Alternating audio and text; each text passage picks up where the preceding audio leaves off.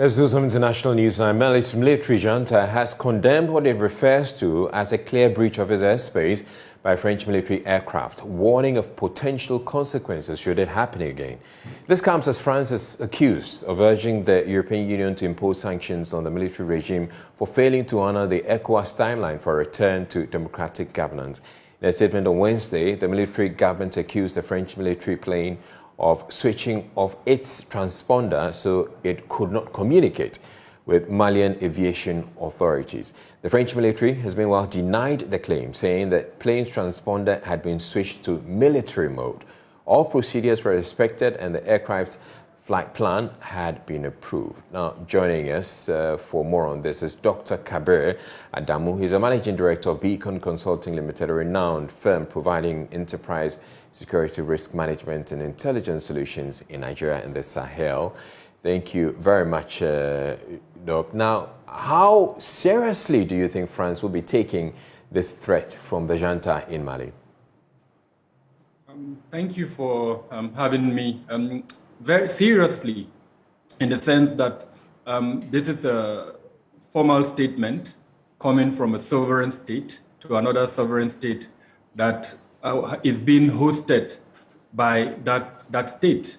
And in the last few weeks, the relationship between these two countries have become very frosty, starting from the announcement by the French side that they were going to reduce the number of their troop strength in Operation Barkhane, to the deployment of Russian assets, as it were, in Mali, and France's role in the imposition of the sanctions on Mali. And then, of course, the international, especially at the UN, issues that have arose, the attempt to get sanctions on Mali at the UNSC. So the relationship is definitely frosty, and for such a statement to come at this point in time, it is an escalation of, rather a de-escalation of the diplomatic relationship between the two countries, and it's something that should be taken seriously. Do you get the sense that the sanctions imposed by the ECOWAS is making the needed impact, considering France, which is extremely influential in the Sahel region, is trying to get the European Union to also impose its own sanctions? So, it's going to be dicey in the sense that Mali is a landlocked country. It depends a lot on its neighbors for its requirements, its essentials. There are two neighboring countries that we are yet to hear from, Mauritania and Algeria, and their role in ensuring the enforcement of these sanctions will be critical. Likewise, the role of two of Mali's allies that have veto powers in the UNSC, that is Russia and China. So far, we've not heard from them except in the UNSC when both countries decided to block the attempt to impose sanctions through the UNSC.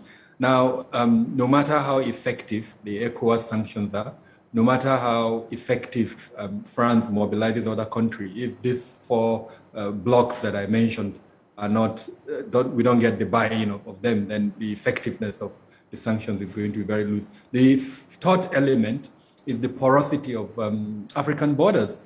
In the case of Mali, Mali has a huge borderline across the different countries that it's neighboring. Now, even in times when governance was good and institutions are doing well, manning those borders have proved almost impossible. And severally, especially the crisscrossing of terrorists across the Mauritanian and the Algerian border has proven that now that it's actually economically driven, then the possibility of strong border management systems to effect these sanctions, it's almost impossible. So it's neither here nor there. There will be a lot of factors that will determine the effectiveness. However, one critical point that we shouldn't lose sight of is the drivers of the crisis in Mali. One of them is the economic circumstances that the country has found itself in. So any sanction that would increase that economic circumstance is likely to limit the popularity of the government, irrespective of whether it's a civilian or military government. So the junta, the military junta, is also conscious of this and would definitely want to take actions to de-escalate the current situation. I foresee a compromise. The 5+ years that they're asking for, they're not going to get it. I'm almost certain of that. But then somehow there's going to be a compromise on both sides, as it were. Do you have an idea why France would send a military aircraft into that space in the first place? There are still a significant portion of Operation Barkhane assets, both human and military assets within the region, including in Mali. And so the possibility of that military aircraft supporting one or the other, objectives of Operation Barkhane is very high. And then let's not forget, France has interests in that axis, not just in Mali, but in several countries, including in neighboring countries. So depending on what type of military aircraft it is, we don't know yet. If it's an ISR-1, an intelligence reconnaissance aircraft, then possibly that is what it's doing. If it's one that is meant to supply,